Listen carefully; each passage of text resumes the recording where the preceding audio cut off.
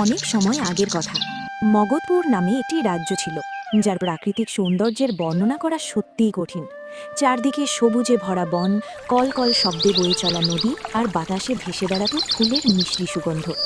এই রাজ্য শুধু তার প্রাকৃতিক সৌন্দর্যের জন্যই নয়, বরং তার ন্যায়পরায়ণ এবং প্রজাপ্রেমী রাজা মানসিংহের জন্যও বিখ্যাত ছিল। রাজা মানসিংহের প্রজারা তাকে অগাধ ভালোবাসত, কারণ তার শাসনে সবাই সুখী ও সমৃদ্ধ ছিল। রাজা মানসিংহের জীবনের কেন্দ্রবিন্দু ছিলেন তার রানী দেবিকা। তাদের প্রেম এমন ছিল যে দূর দূরান্তের রাজ্যেও তার উদাহরণ দেওয়া হতো। রানী কোথায়? কি বার্তা আছে মহারাজ? রানী সাহিবা তার সখীদের সঙ্গে দেখা করতে গেছেন। তিনি শীঘ্রই ফিরে আসবেন, আপনি চিন্তা করবেন না। যাও, তাকে আমার বার্তা দাও যে তার রাজা তার অপেক্ষা করছে। তাকে বলো যেন সে দ্রুত ফিরে আসে। এই প্রেম ও সুখের পরিবেশে ধীরে ধীরে সময় নিজের গতিতে চলতে লাগল। একদিন রাজবৈদ্য প্রাসাদে এসে এই শুভ সংবাদ জানালেন। মহারাজ, শুভ সময় এসে গেছে। রানী দেবিকা গর্ভবতী। এই সংবাদ পুরো রাজ্যে আনন্দের ঢেউ এনে দিল। অদ্ভুত! এই সংবাদ তো আমার জীবনের সবচেয়ে বড় সুখ।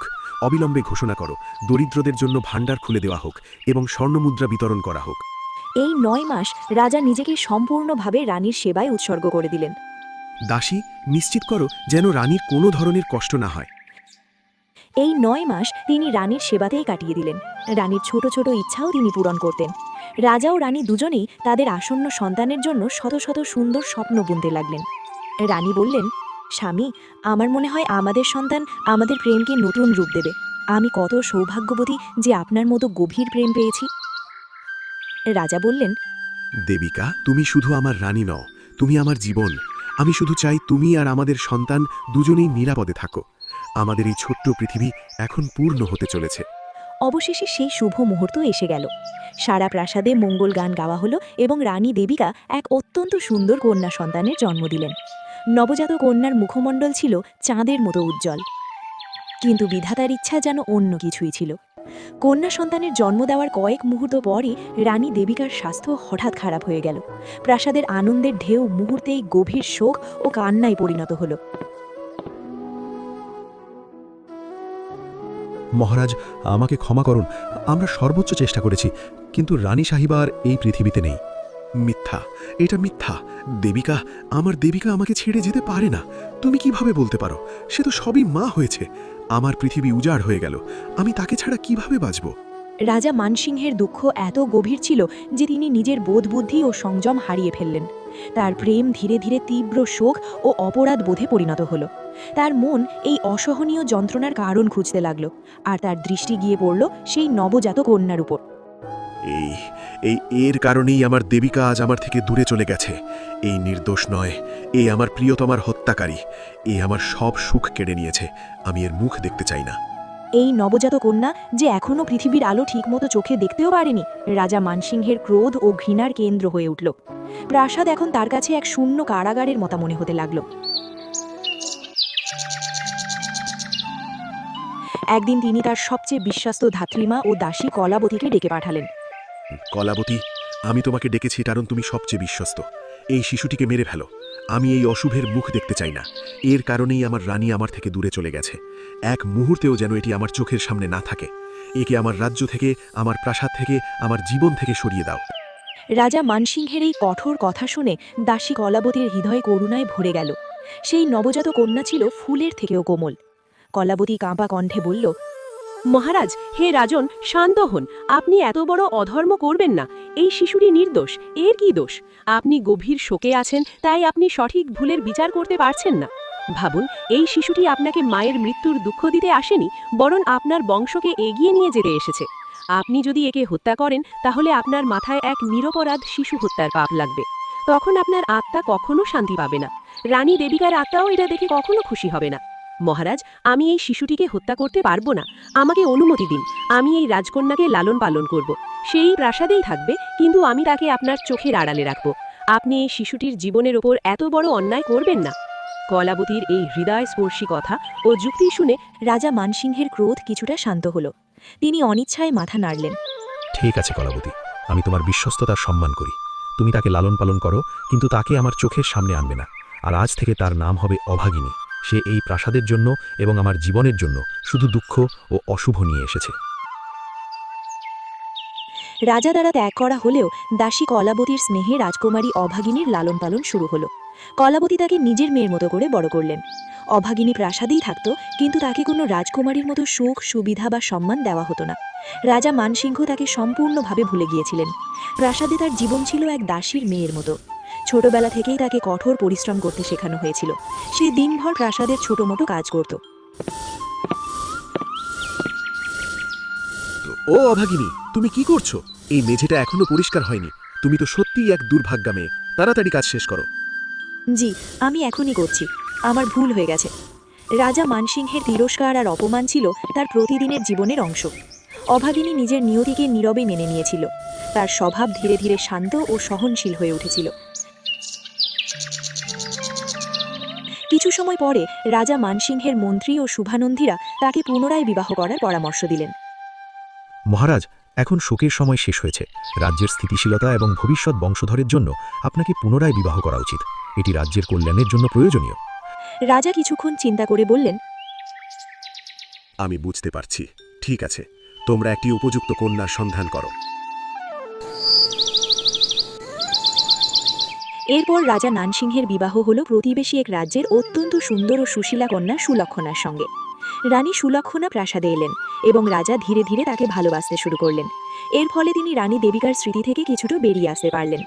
রানী সুলক্ষণা বললেন, স্বামী, আমি আপনার দুঃখ বুঝতে পারি, কিন্তু এখন আপনাকে আবার নতুন করে জীবনকে আনন্দে ভরপুর করতে হবে। আমি আপনার সুখ দুঃখ সব কিছুতে আপনার সঙ্গে আছি। রাজা বললেন, রানী সুলক্ষণা, তুমি আমার জীবনে নতুন আশা নিয়ে এসেছ। তোমার আগমনে প্রাসাদে আবার আনন্দ ফিরে এসেছে। সময় নিজের গতিতে চলতে লাগলো। কিছুদিন পরে রানী সুলক্ষণা একটি কন্যা সন্তানের জন্ম দিলেন। এবার রাজার মানসিংহের আনন্দের সীমা রইল না, কারণ এবার সন্তানের জন্মের পর তার মা সম্পূর্ণ সুস্থ ছিল। রাজা বললেন, এটি সত্যিই আমার জন্য সৌভাগ্য নিয়ে এসেছে। এইবার কোনো অশুভ ঘটেনি। আমার এই প্রিয় কন্যার নাম আজ থেকে সৌভাগ্য হবে। সারা রাজ্যে উৎসবের ঘোষণা করা হলো। এখন প্রাসাদে রাজা মানসিংহের দুই কন্যা বড় হতে লাগলো, কিন্তু তাদের জীবনের মধ্যে ছিল আকাশ পাতাল পার্থক্য। সৌভাগ্য ছিল রাজা মানসিংহের প্রিয় কন্যা। সে রাজকীয় আদর যত্নে বড় হতে লাগলো। তার জন্য ছিল সুন্দর পোশাক, দামি অলংকার এবং শিক্ষার জন্য যোগ্য গুরু। অন্যদিকে অভাগিনী থাকত পুরনো ও সাধারণ দাসীর পোশাকে। তার জীবন ছিল একেবারে দাসীর মতো। একদিন সৌভাগ্য গর্ব করে বলল, দেখো, পিতাজি আমার জন্যই সোনার হার পাঠিয়েছেন, কত সুন্দর। তারপর সে অভাগিনীকে তাচ্ছিল্যের সুরে বলল, আর তুমি তো দাসীর কাপড়ই পরবে। পিতাজি তো তোমাকে দেখতে পর্যন্ত পছন্দ করেন না। এই কথাগুলো শুনেও অভাগিনী কিছু বলতো না। সে নীরবে সব সহ্য করত।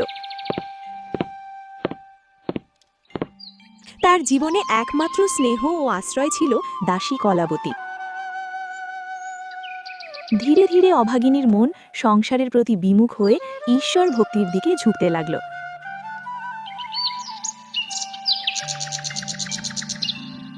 একদিন সে প্রাসাদের পেছনের বাগান পরিষ্কার করছিল। হঠাৎ সে দেখল প্রাসাদের সীমানার বাইরে এক শান্ত পবিত্র স্থানে কয়েকজন সাধু মহাত্মা জড়ো হয়েছেন। সেখানে ভজন কীর্তনের মধুর ধ্বনি ভেসে আসছিল।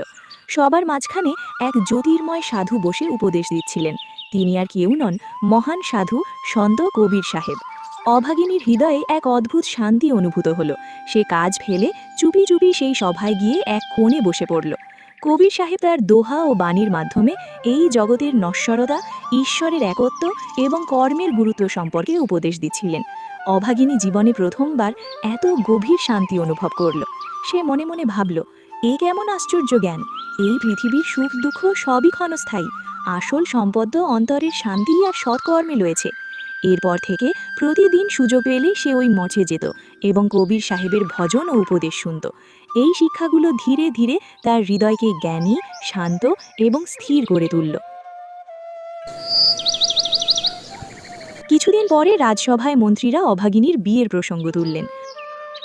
মহারাজ, আপনার জ্যেষ্ঠ কন্যা অভাগিনী এখন বিবাহযোগ্য হয়ে উঠেছে।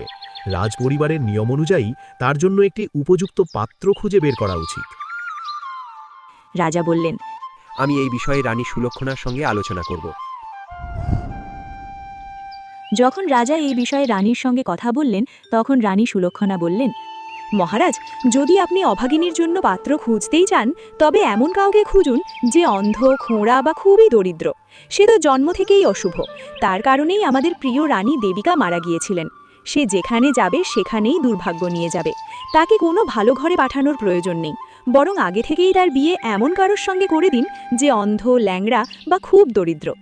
রাজা কিছুক্ষণ ভেবে বললেন, হ্যাঁ, তুমি ঠিক বলছো। যদি অভাগিনী কোনো ধনী বা রাজপুত্রকে বিয়ে করে তবে সেই রাজ্যেও দুর্ভাগ্য নেমে আসবে।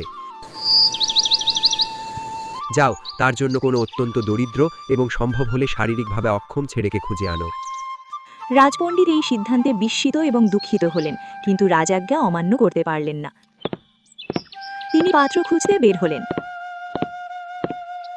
একদিন তিনি একটি ছোট শহরের বাইরে এক ভিখারিনীকে দেখলেন। তার একটি ছেলে ছিল যার নাম দয়ালু। সে জন্ম থেকেই অন্ধ ছিল। মা ছেলে দুজনেই ভিক্ষা করে জীবিকা নির্বাহ করত। পণ্ডিতের মনে হলো রাজা যেমন চান ঠিক তেমনই একটি পাত্র পাওয়া গেছে। তিনি ভিখারিনীকে বললেন, মা, তুমি কি তোমার ছেলের বিয়ে দিতে চাও? আমি একটি ভালো সম্পর্ক নিয়ে এসেছি। ভিখারিনী অবাক হয়ে বলল, পণ্ডিতজি, আপনি কেমন কথা বলছেন? আমার ছেলে তো অন্ধ, তাকে কে নিজের মেয়ে দেবে? আমরা তো নিজেরাই কষ্টে দিন কাটাই। পণ্ডিত বললেন, শোনো, তোমার ছেলের জন্য কোনো সাধারণ সম্পর্ক নয়। রাজা মান সিংহের মেয়ের সঙ্গে তার বিয়ের প্রস্তাব এসেছে। ভিখারিনী অবাক হয়ে গেল। রাজা মানসিংহের মেয়ে? পণ্ডিত বললেন, হ্যাঁ, যদি এই বিয়ে হয় তবে তোমাদের ভাগ্য বদলে যাবে। ভিখারিনী সঙ্গে সঙ্গে রাজি হয়ে গেল।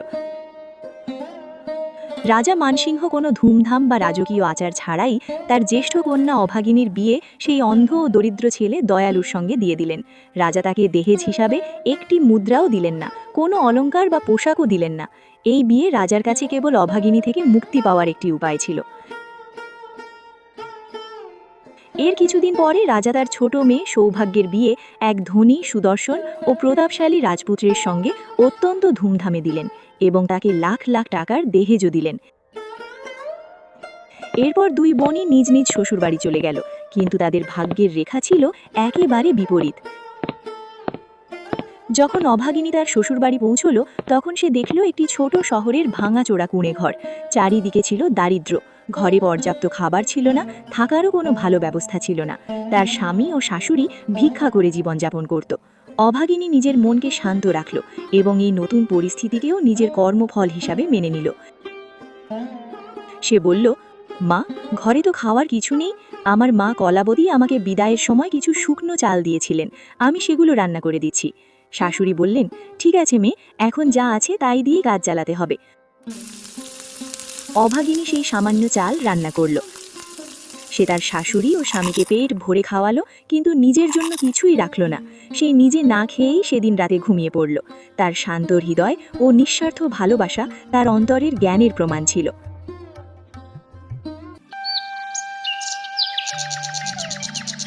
পরের দিন তার স্বামী ও শাশুড়ি ভিক্ষা করতে বেরিয়ে গেলেন। অভাগিনী ঘর পরিষ্কার করল এবং দুপুর পর্যন্ত তাদের অপেক্ষা করল। পরে সে বলল, মা, আপনারা ভিক্ষা করে যা আনেন তা দিয়ে আমাদের ঠিক মতো চলে না। এইভাবে চললে একদিন আমরা না খেয়ে মারা যাব। আপনি যদি অনুমতি দেন তবে আমিও কোনো কাজ করব।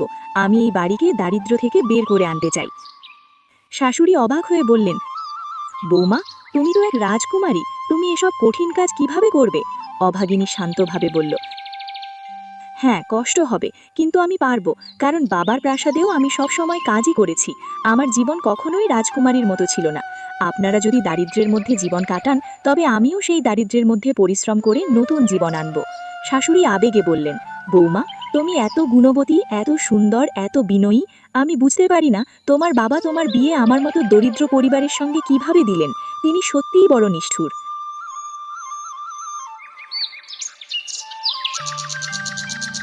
পরের দিন অভাগিনী তার হাতে থাকা সামান্য টাকা দিয়ে বাজার থেকে একটি ঝুড়ি ভর্তি কাকড়ি কিনল এবং বিক্রি করতে বের হলো। সে খুব সুন্দরভাবে কাকড়িগুলো সাজিয়ে এমন একটি শান্ত জায়গায় বসে পড়ল যেটা ঠিক কবির মঠের সামনে ছিল। তার মিষ্টি কথা ও শান্ত স্বভাবের কারণে ধীরে ধীরে সব কাকড়ি বিক্রি হয়ে গেল। শুধু দুটি কাকড়ি বাকি রইল। ঠিক তখনই সেই মঠে বসে থাকা সন্ত কবির সাহেব তার এই নিষ্ঠাবান শিষ্যার পরীক্ষা নেওয়ার ইচ্ছা করলেন। তিনি জানতে চাইলেন কঠিন পরিস্থিতিতেও অভাগিনীর হৃদয় কতটা নিঃস্বার্থ। তিনি একজন সাধারণ সাধুর বেশে এসে তার সামনে এসে বললেন, কন্যা, আমি খুব ক্ষুধার্ত। আমার যাত্রা খুব দীর্ঘ ছিল। তুমি কি এই বাকি দুটি কাঁকড়ি আমাকে দিতে পারবে? কিন্তু আমার কাছে তোমাকে দেওয়ার মতো টাকা নেই। অভাগিনী শ্রদ্ধার সঙ্গে বলল, হে মহাত্মা, আপনি তো আমার পিতার মতো, আমার গুরুর মতো। যদি আপনার ক্ষুধা লাগে তবে এই কাকড়ি আপনি আনন্দ সহকারে খেতে পারেন। আমার টাকার প্রয়োজন নেই। আমার পিতা তো আমাকে ভালোবাসেন না, আমাকে দেখতে পর্যন্ত পছন্দ করেন না। আমার মা কলাবতী ছাড়া আমার কেউ নেই। আমার স্বামী অন্ধ আর আমার শাশুড়ি ভিক্ষা করেন। আমার কাছে এই পৃথিবীতে সবই আছে, শুধু পিতার ভালোবাসা নেই। আপনিই আমার গুরু, আপনিই আমার পিতা। আপনি স্নেহ করে এই কাকড়ি খান এবং আমাকে আশীর্বাদ করুন। অভাগিনীর এই কথা শুনে সন্ত কবির সাহেব অত্যন্ত সন্তুষ্ট হলেন। কাকড়ি খাওয়ার পর তিনি নিজের প্রকৃত রূপে প্রকাশ পেয়ে বললেন, কন্যা, তুমি তোমার স্বামী ও শাশুড়িকে আমার কাছে নিয়ে এসো। তাদের দীক্ষা দাও এবং ঈশ্বরের ভক্তি করো। এই জগতের ভৌতিক সুখে কিছুই নেই।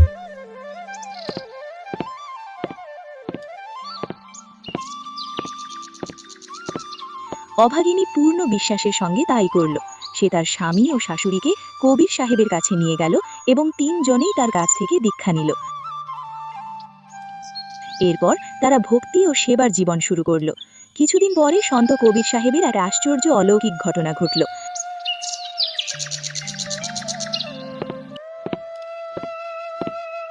একদিন অভাগিনী দেখল, এই কি, আমাদের কুড়ে ঘরের জায়গায় এক বিশাল সুন্দর প্রাসাদ দাঁড়িয়ে আছে। এটি তো যেন স্বর্গের মতো।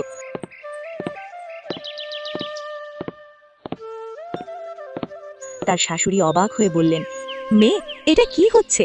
আমরা কি স্বপ্ন দেখছি?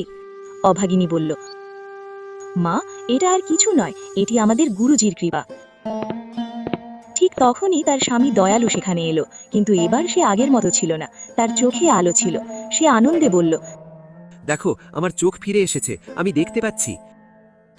এই দৃশ্য দেখে অভাগিনী আনন্দে কেঁদে পড়ল। সে হৃদয় থেকে বারবার সন্ত কবির সাহেবকে ধন্যবাদ জানাতে লাগলো। এই রকম আরও ভিডিও দেখার জন্য এই চ্যানেলটিকে অবশ্যই সাবস্ক্রাইব করো আর ভিডিওটিতে লাইক করে কমেন্টে জানাও তোমরা কোথা থেকে ভিডিওটি দেখছো। দেখা হবে পরবর্তী ভিডিওতে।